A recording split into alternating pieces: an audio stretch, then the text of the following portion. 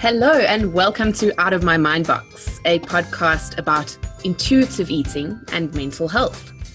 Today I've got with me Xenia as part of our intuitive eating series. She's joined me on a few of these episodes, and Xenia is a certified life coach, intuitive eating counselor, and mindful eating coach. Xenia, would you like to say hi? Hi, and Anka, it's so good to be back here on the show with you.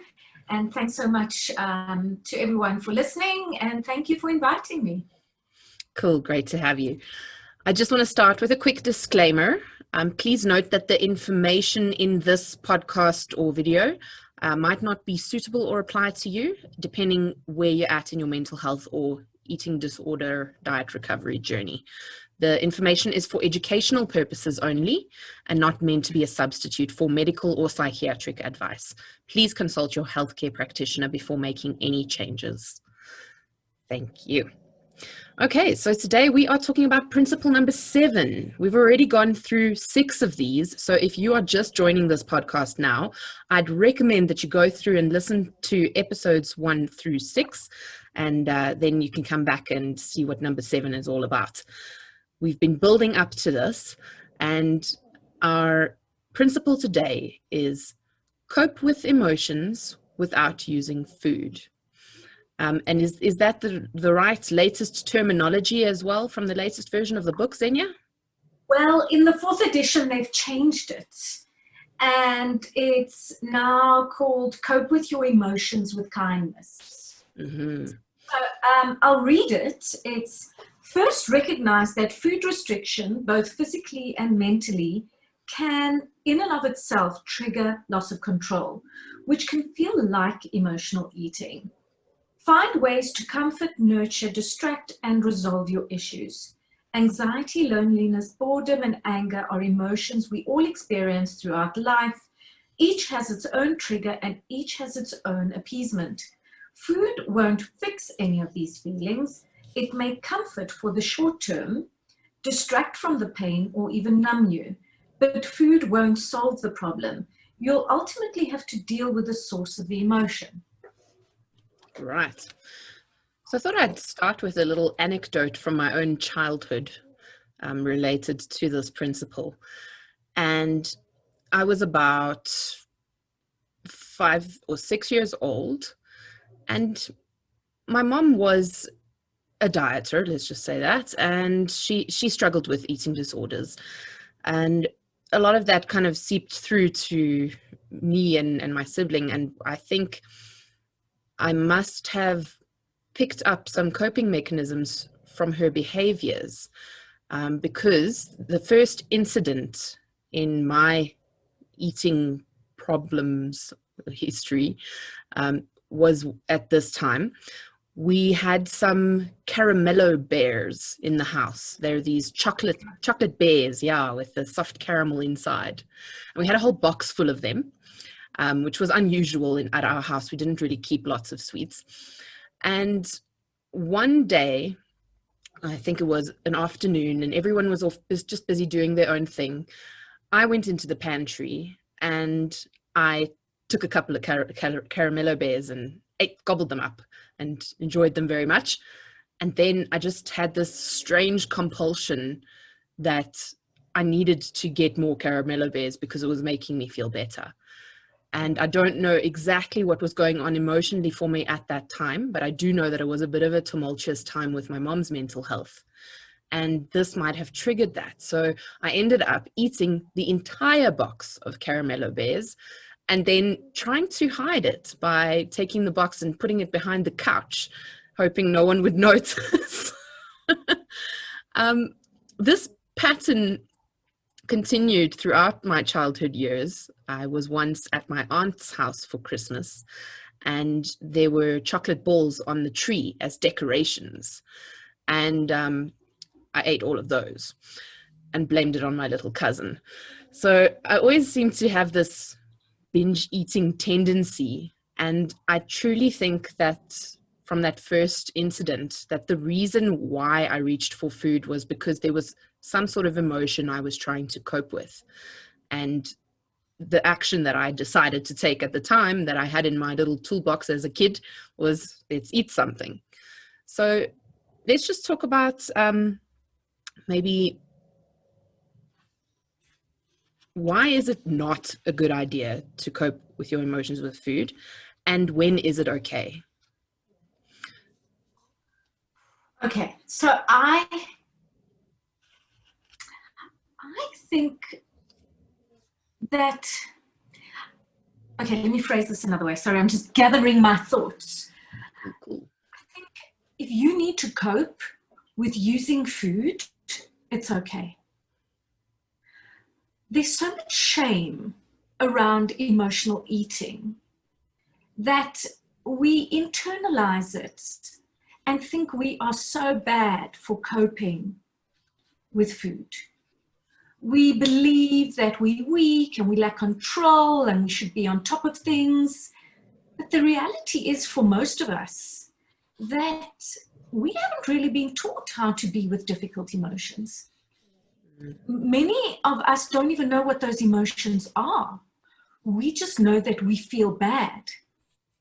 So the metaphor I like to use, and it actually comes from an author called Anita Johnson. She wrote a wonderful book called Eating in the Light of the Moon.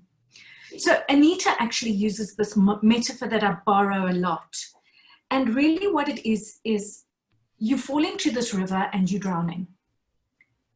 And along comes this log, and you grab onto this log.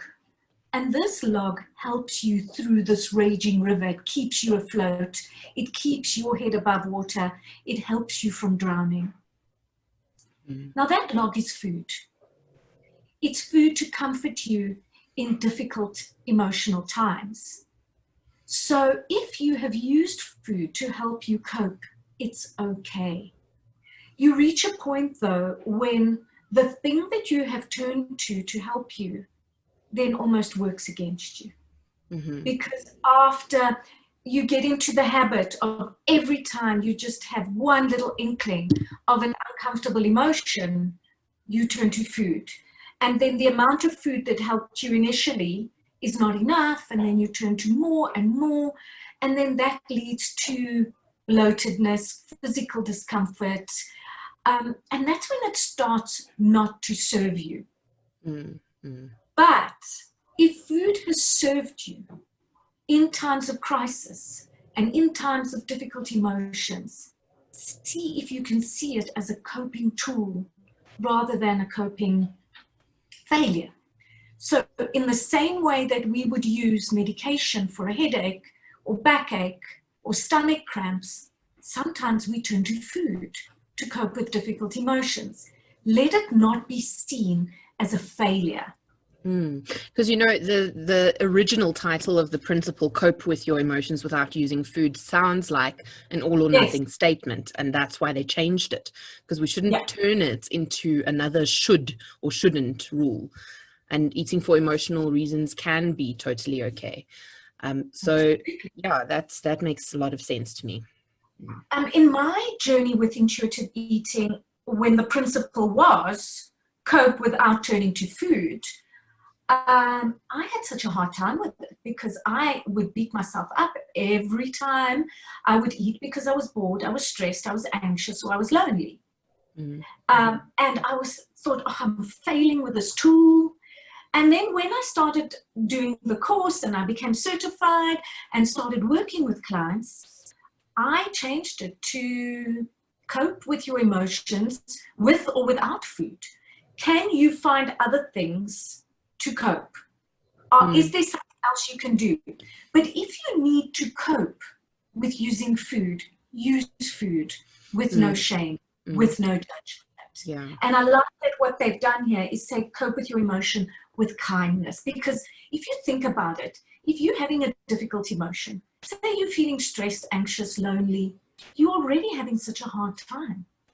And now if you're adding judgment to, oh, well, I can't use food, or I've used food, and you're hard on yourself because you used food, it becomes even more difficult. I've had this experience myself with semi-mindful emotional eating. Most of the time, when I'm emotional eating, I want to do it mindlessly. I, I Yeah, don't I don't want to be mindful about it because I'm trying to get I think a dopamine rush or something. Like I'm trying to get that hit of something to calm me and settle me from whatever that emotion that I'm feeling. So changing it to being allowed to use food to cope with emotions sometimes opens you up to really embracing that food at that time fully and getting the full benefit out of it rather than doing it mindlessly because you're trying not to think about the fact that you're doing it. exactly. So typically when people eat to cope with emotions, they're going to do it in like a frenzy. It's going to be done fast and furious with a lot of food, and they just want to zone out. It's almost like you want to get it out of the way as well. Yes, Yeah. exactly. There's a sense of urgency to it. Mm. So one way of doing it mindfully and with awareness is to recognize that you're having a difficult emotion, and well, I'm going to turn to eating to cope with it, and then slow the whole thing down. I mean, it does take practice. It's easier said than done. But to recognize, okay, I'm feeling anxious or I'm feeling stressed. I'm going to eat this chocolate to cope with this emotion. And then at least you can enjoy the chocolate. Exactly. So that is one way of doing it. But, you know, a lot of the time when people are eating to cope with their emotions, they're not even aware of what they're feeling. They're feeling something that they know is unpleasant. And it's almost as if people go into fight or flight when they feel this feeling, because it's like this danger. Mm. And so you've got to escape it. And the way you're going to escape it is you're going to fight it or you're going to fly away. And how people then do it is through in intuitive eating, it's through eating. But sometimes people will turn to shopping. Sometimes they'll turn to drugs or alcohol, or work.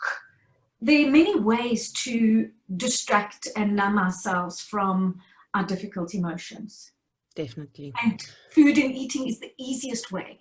Yeah, I we haven't mentioned it, but it almost goes without saying that food being used for comfort is from infancy. There's no getting away from it. Yeah. Every single one of us was pacified with food at some point or another, whether we needed the food or not.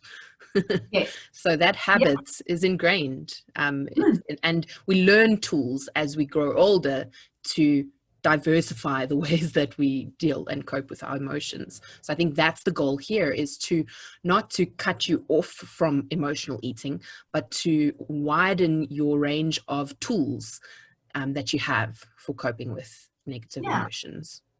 I mean, if you think about it, food is emotional. There's, it just is. Food is about connection. Food is love. So when we are babies and we're crying, you know, our caregivers, our mothers are going to give us milk. The first thing they do is check, are we hungry? And they'll offer us milk. You know, but sometimes what we're needing is a change of environment. Sometimes babies need a hug. Sometimes they need a nappy change. But the first thing our mothers or caregivers do is to offer us milk. And then if you think of it, when you're growing up, you fall and injure your knee. What happens? You get offered a lollipop or an ice cream. Food is used to reward us, to bribe us. Oh, if you do this, then I'll take you for ice cream. Yeah. Or, oh, well done, you did so well at school, here's a lollipop. So as you growing up, you get all these rewards with food. And so those thoughts and patterns are ingrained from a young age. Definitely. So how do we actually look at there's a continuum of emotional eating, right, as specified by Tribole and Resch in the Intuitive Eating book, and they identify 5 types of emotional eating, from starting with the least intensive one to the highest intensity one. And I thought maybe we could just talk through those. So I'll just name them first, and then we can talk into them a little bit. So there's sensory gratification, then comfort, then distraction, then sedation, and finally punishment. So as you can see, it goes up and up every step, closer to a negative kind of outcome.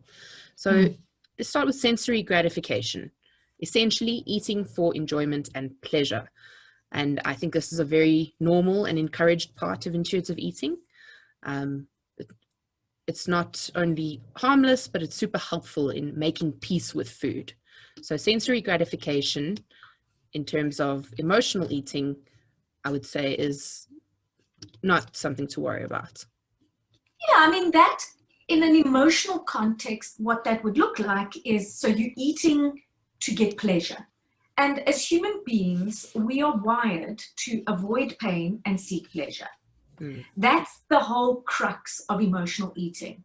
We feel a difficult emotion and we then want to run away from it and seek pleasure. So when it comes to sensory gratification, it could be a milder emotion. So you're somewhat bored, or you transitioning from one task to another, or you procrastinating, and then you think, oh, let me go and make myself a cup of tea, and I'll have a biscuit, and which is bringing yourself a little bit of pleasure before you settle down to go and do the next thing that you've got to do, which maybe is a little bit unpleasant and you don't really want to deal with. Yes, yes.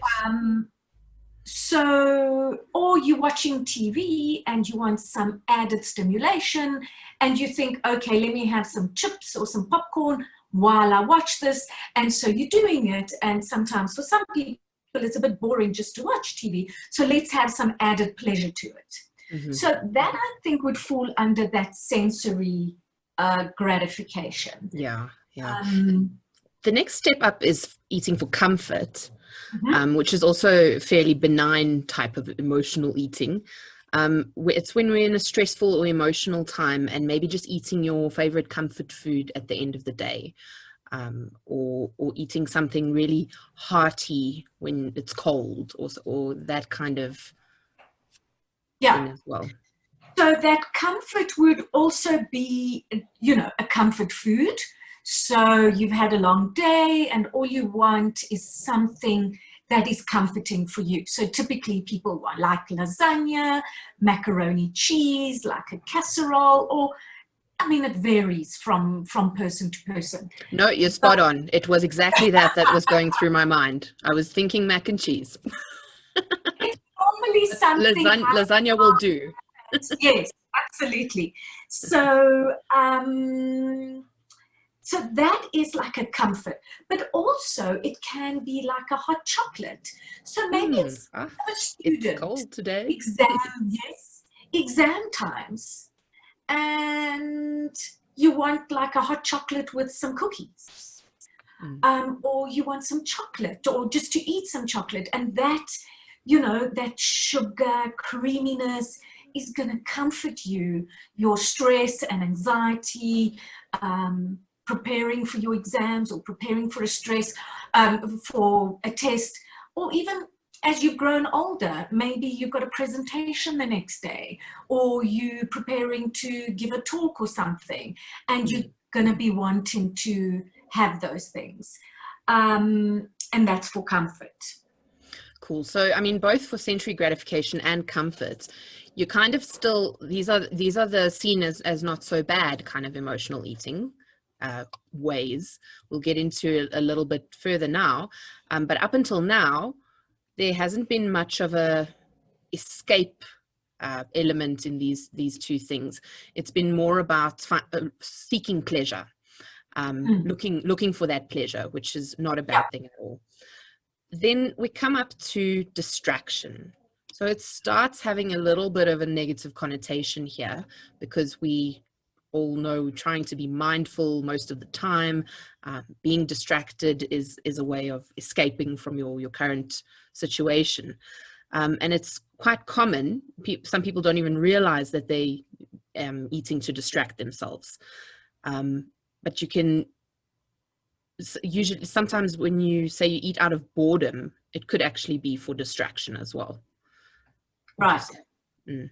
Yes. So distraction, I mean, look, I would hesitate to call any emotional eating bad, because ultimately really what it is a coping tool which taken to extremes can have negative consequences. So the distraction bit is things are coming up. Normally what happens when you get to the point of eating for distraction is there are multiple factors going on. It might not just be one thing. It could be a combination of factors, like you're tired. So that's a physical thing. Possibly overwhelmed.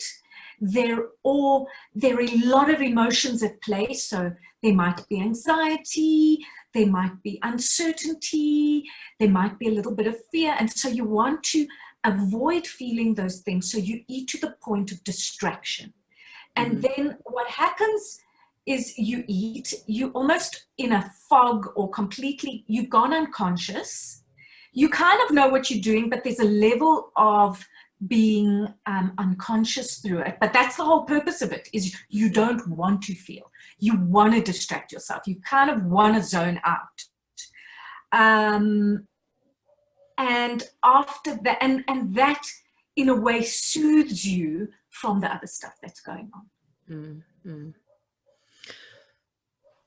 So after distraction, there's a more intense form of emotional eating, and that is sedation. So eating to sedate yourself. I've had this personally when I feel like eating copious amounts of chocolate, knowing that there will be a crash afterwards and I'll pass out on the couch most likely while I'm watching whatever I'm watching. So my body has, like, I say my body has asked for it, but I guess my emotions and my mind have asked for it before, to say, I want to feel numbed out and not really feel anything right now. And that is a way that you can do it with food. Yeah. So this really, the sedation part is almost like giving yourself an anesthetic with food. Mm-hmm. Okay.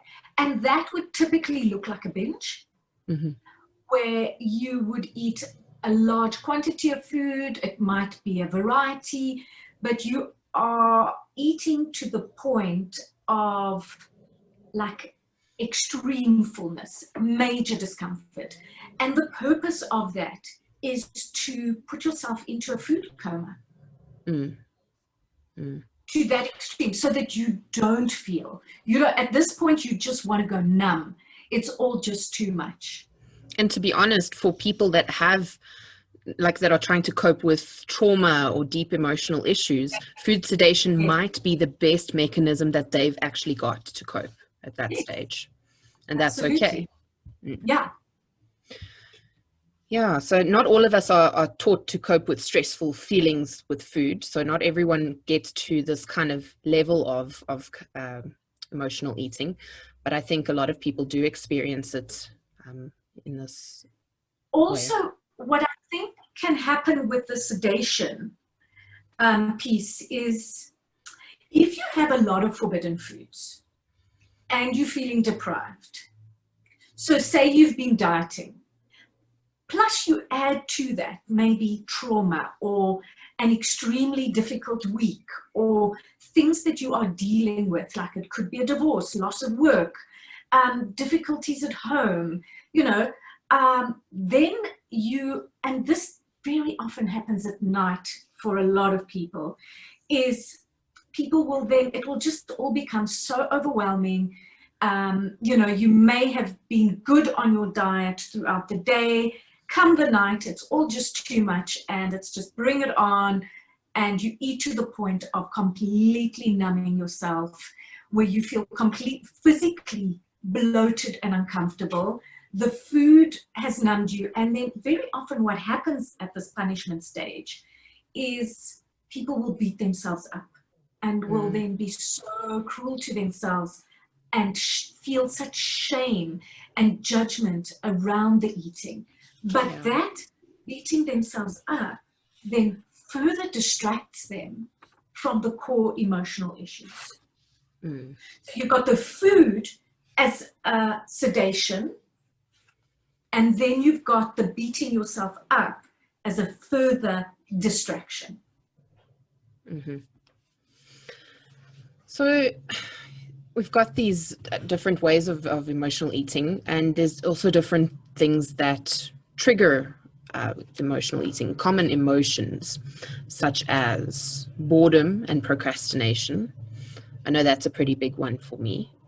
Just using food as a way to pass the time or putting off tasks that you don't feel like doing. I found it surprising to see that excitement could trigger emotional eating. Yes. Yeah, I never thought of it in a positive sense.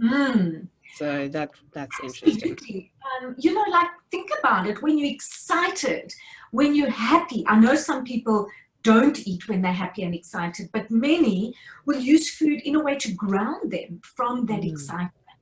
Or you might use food to celebrate in that happiness and excitement, and then just go, oh, well, who cares? This is such a happy moment.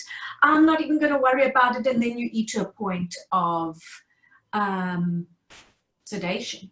Yeah. And then the big ones, anxiety and depression. It's not uncommon for people to turn to food for soothing both of those kind of emotions and states of mind. Yeah. So especially now during this pandemic, I have found that people who don't have an issue with food have been turning to food out of boredom and also to soothe anxiety and uncertainty, because we're living in such uncertain times.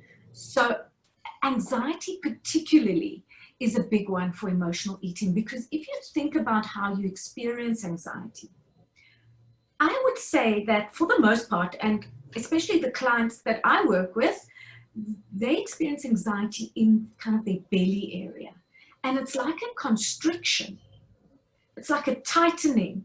And very often, if somebody is not aware of their emotions or how their body feels physically, they are going to think that that anxiety might be hunger. So that's the difference between knowing the difference between physical, biological hunger and then emotional hunger, and recognizing the difference between how they experience anxiety in their belly and how they experience biological hunger. Yeah. And so the minute people will feel things in their belly, the instinctive reaction might be, oh, I need to eat something. Yeah, that makes sense. One more a positive way of that your emotions could trigger emotional eating is feeling the need to connect to people. So when you wanting to be part of the group and prolong the dinner or lunch or whatever that you're having with your friends or family, that can also be definitely. So connection is a biggie, because love and connection, I would say, is one of our basic human needs. And if you think about this lockdown period, a lot of us have been deprived of connection with others. Yes, some of us have been alone. Some of us have been lucky enough to be with families, but maybe not with extended family. So in a way, that need has not been met. And when we eat emotionally, the underlying reason is an unmet need. So really what we need to be looking at is, what is the unmet need? It could be for excitement and pleasure and connection and variety. Because, if you're not getting enough of variety, I remember, and this still applies to me, is when I'm not having fun and it's all work and no play, my fun then becomes M&Ms, chips, food becomes my fun. So it's really about diversifying your fun. And then prior to finding intuitive eating, I was in a line of work that didn't fulfill me. So there was a lack of purpose and meaning. And when you find that purpose and meaning in your life, that in itself can lead to less emotional eating. So most of us have this hole in our hearts, and we turn to food to fill that hole in our hearts. But we don't know what that hole in our hearts is. And it's really about finding, well, what am I truly hungry for? on a deeper level. Mm, definitely. So that brings us to, how do you actually start dealing with emotional eating? So Well, I don't say how do you fix it? Note. So how do you live with it? How do you make it work for you? well, I would say number one is give yourself permission to cope with eating. Okay. So if you are feeling anxious, if you're feeling stressed and you want to eat, eat. Don't take the option to eat away, because that's just probably going to fuel wanting it even more. So Yeah. if you want it, the first thing though is awareness. I'm feeling bad. I'm feeling bored. If you Mm. can identify the emotion, even better. So Yeah. recognizing, what am I feeling? Am I hungry or am I not hungry? Seeing if you can get to the emotion. Sometimes it's going to be difficult, but you can go, am I anxious? Am I angry? Am I lonely? Am I bored? Those are the common ones. And Mm-hmm. then go, okay, all right, well, do I want to eat to cope with this emotion? If the answer is yes, then go ahead, choose what you want, choose something delicious that you're going to enjoy and eat it. Mm. But if you can find something else to do, so the other thing you can do is say to yourself, well, what can I do in addition to eating?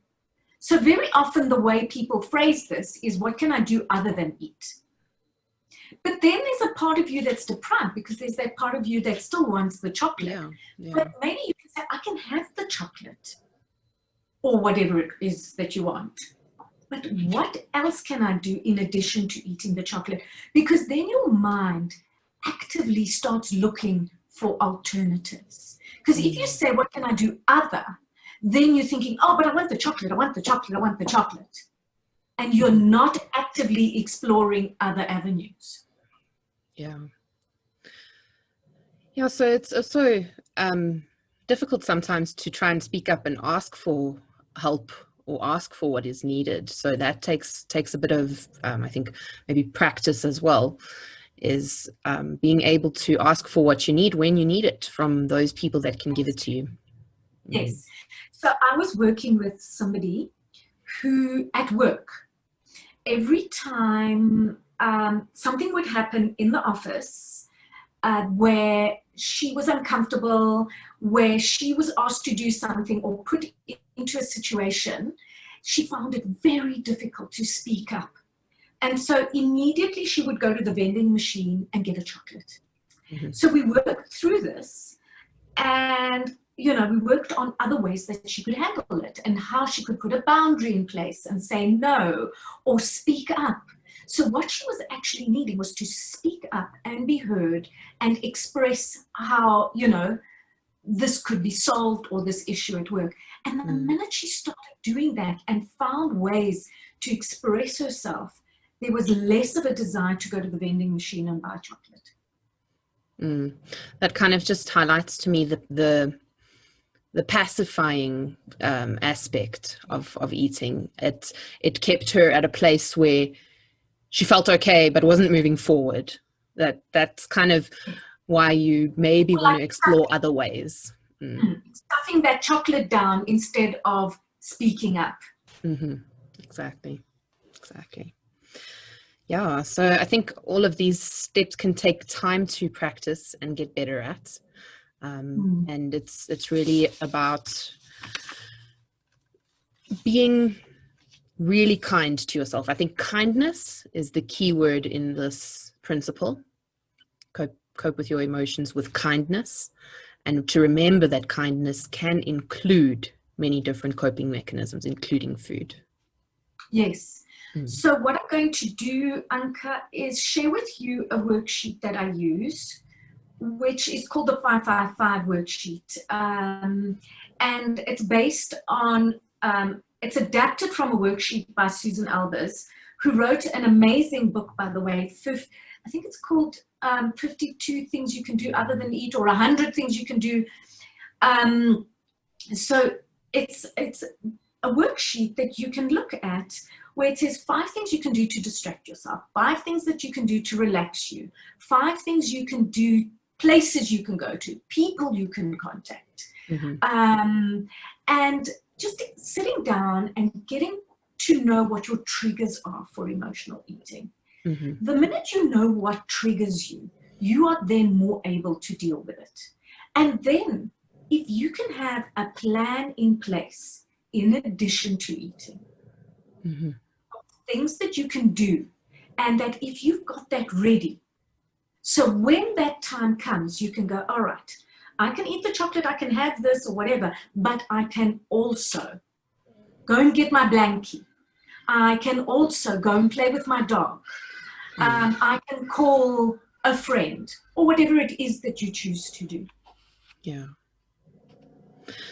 And then, as with most of these principles, if you've been using food to cope for a very, very long time, it's going to be second nature to you to turn to food automatically and not necessarily even think about these other options at the beginning.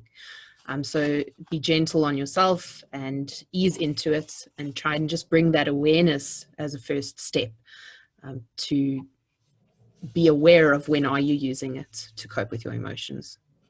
I think the main thing also, exactly what you're saying there, Anka, it's the reason we turn to food is because we're in pain. Mm-hmm. And that we are turning to food to cope. So it's really, really about being kind, curious, get to the bottom of what is it that you need, and talking to yourself in a very gentle, kind voice and saying, hey, sweetie, what do you need right now? Mm-hmm. Get do a bit of mothering to yourself. Absolutely. Very important. Absolutely. All right. Well, I think we've covered most of what this principle is about. And if any of our listeners have had some experiences with emotional eating, we would love to hear about it. If you've got any questions for us as well, please do email them to me at anke@outofmymindbox.com. That's ANKE @outofmymindbox.com. Before we go, Zen, is there somewhere that people can get a hold of you if they'd like to make use of your services? Yes, so my website is www.theartofmindfuleating.com, and my email is zen@theartofmindfuleating.com, Zen spelled Xen. On my website, there is a blog on how to eat emotionally mindfully. So if you want to turn to food to cope and you want to do it with awareness and kindness, there's a step-by-step process on there in the blog section. So if readers want to turn to that for support, it is available there. Perfect. I'll put that in the show notes. I'll put a link to that blog. I'll go and find it. Thank you. Perfect. Thanks, Anka. Cool. Thanks again for joining me today. And we're going to be back again next week to discuss one of my personal favorites, respect your body, principle number 8. So I look forward to that, and we'll see you again then. Bye-bye.